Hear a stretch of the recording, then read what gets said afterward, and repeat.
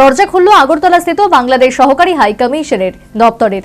আগরতলা থেকে বাংলাদেশে যাওয়ার ভিসা দেওয়া শুরু। রাজ্যের পর্যটকদের মধ্যে খুশির বাতাবরণ। গত 5 আগস্ট শেখ হাসিনা দেশ ত্যাগের পর বাংলাদেশে যে অস্থির পরিস্থিতি কায়েম হয়েছে তা আজও জারি। বাংলাদেশে বিশেষ করে সংখ্যালঘুদের উপর নির্বিচারে অত্যাচার, হামলা, বাড়িঘরে অগ্নিসংযোগ, মারামারি, ধর্ষণ ও বর্বরোচিত হত্যাকাণ্ডের ঘটনায় এক বিভীষিকাময় পরিস্থিতি কায়েম হয়েছে। কার্যত মৌলবাদীদের কবজায় চলে গেছে গোটা বাংলাদেশ। বর্তমানে বাংলাদেশের তত্ত্বাবধায়ক সরকারের মুখ্য উপদেষ্টা প্রশাসন পরিচালনার ক্ষেত্রে পুরোপুরি ব্যর্থ হওয়ার কারণে বাংলাদেশের হাল রীতিমতো বেহাল। উপরন্তু ভারত বিরোধী চিকির তুলে মৌলবাদীরা তাদের নিজেদের অতি দেশভক্ত প্রমাণে বাংলাদেশের গর্বের কৃষ্টি সংস্কৃতিকে ইতিমধ্যেই জলাঞ্জলি দিয়েছে, যার পাল্টা আজ রাজ্যেও আংশিক পড়েছিল।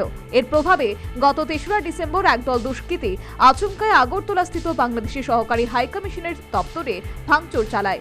যদিও রাজ্য প্রশাসন এই ব্যাপারে কঠোর ব্যবস্থা গ্রহণ করেছে এবং দুষ্কৃতীদের গ্রেপ্তারের মাধ্যমে উপযুক্ত আইনি ব্যবস্থা নিয়েছে।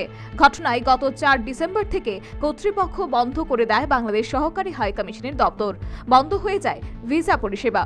তবে রাজ্যের পর্যটকদের জন্য খুশির খবর, অবশেষে খুলল বাংলাদেশ সহকারী হাইকমিশনের দপ্তরের দরজা। এমনকি বুধবার আগরতলা থেকে বাংলাদেশ যাওয়ার ভিসা দেওয়া এবং ভিসা আবেদন জমা করার কাজকর্ম শুরু হলো। তাতেই পর্যটকদের মধ্যে খুশির বাতাবরণ। এখানে দাদা ভিসা লাগানোর জন্য অনেকদিন বন্ধ আছিল, তো সেজন্য আমরা আজকে কালকে নিয়ে চালু করছি আজকে, সেই জন্য আমরা আইছি। এখন চালু দেখি আমরা খুশি হয়েছি, ভিসা চালু হওয়ার কারণে আমরা খুশি। কথা কইছেন ভিতরে জমা দিছেন? হ্যাঁ, জমা দিয়েছি। কবে দিব কি কিছু কইছি? দিব 8 তারিখে। এখন দেওয়াটা একদম শর্টকাট করে দিয়েছে, 3 দিনের মধ্যে দিয়ে দেন। কোথায় যাবেন? এখন যাবো বাংলাদেশ।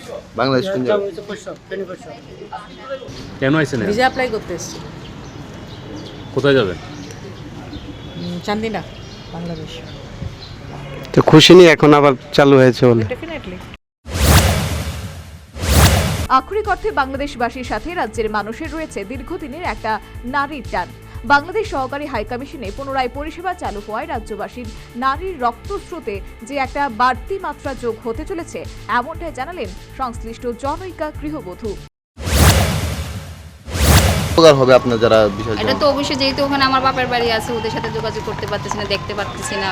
এই যে ওদের ভিসা ছিল না, সেই জন্য এখন ওদের ভিসা লাগাতে পারছি, আবার যেতে পারবো টেকনা বাপের বাড়িতে। সব কিছু মিলিয়ে যোগাযোগ ওদের সাথে, ওই দেশের সাথে, মানুষের সাথে দেখাশোনা অনেক ভালো একটা হয়েছে।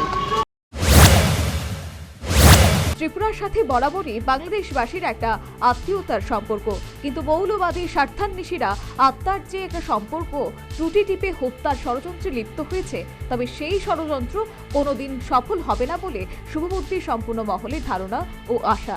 সর্বোপরি বুধবার আগরতলাস্থিত বাংলাদেশ সহকারী হাইকমিশন দপ্তরের দরজা খুলল, ভিসা পরিষেবা শুরু। রাজ্যের পর্যটক মহলে তৃপ্তি ও খুশির বাতাবরণ। Bureau report, news vanguard.